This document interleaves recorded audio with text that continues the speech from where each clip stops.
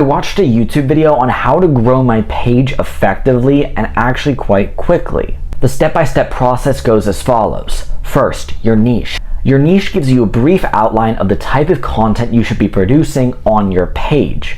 So if you're a business, you talk about business, you talk about marketing, sales, all these different things under the umbrella of marketing. In finance, you talk about investing, increasing your income, saving, budgeting, things like that. Your niche is a great thing to clarify for your audience so that when they follow you, they know what they're following you for. The second is to structure your content. Structuring your content gives you an outline of how to make your videos. For example, your hook, the content, and the call to action. This is how you optimize giving the best value possible, but also getting the best retention and views. The third is to optimize hashtags. Now on TikTok, it's a bit different from Instagram.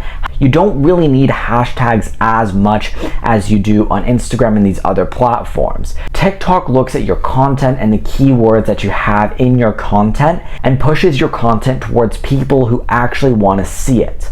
On my TikTok account, I don't actually use hashtags, and the amount of views I'm getting is a lot more than I did on other accounts where I did use hashtags. Master your video timing. This means that you should know exactly when your audience is on TikTok. This means that you should post around the times that your audience is on it. Just like hashtags, posting times don't really matter as much as you would think. TikTok promotes your content to people whenever it feels best for it to be pushed.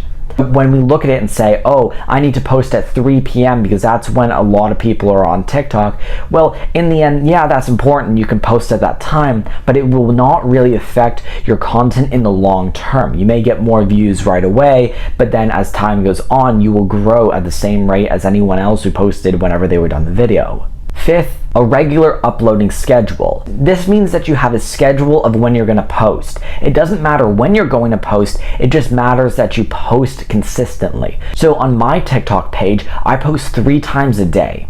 On other pages, people post once a day, once a week, every other week, but they just post at the same time consistently. Understand your video metrics. This means that you just understand your analytics, understand what worked and what didn't.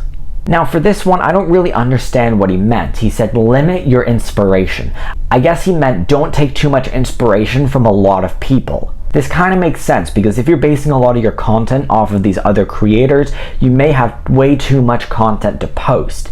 And you may not be focusing on how do I make the best content possible. Now when I start growing TikTok pages, I'm not just going to stick with this. I'm going to look at what works and what doesn't so then I can optimize it as well. We also have to remember that TikTok is always changing. The thing about these videos and how you grow on social media is that sometimes they are outdated. If you look at videos on how to grow on YouTube in 2014, it's completely different from 8 years later today.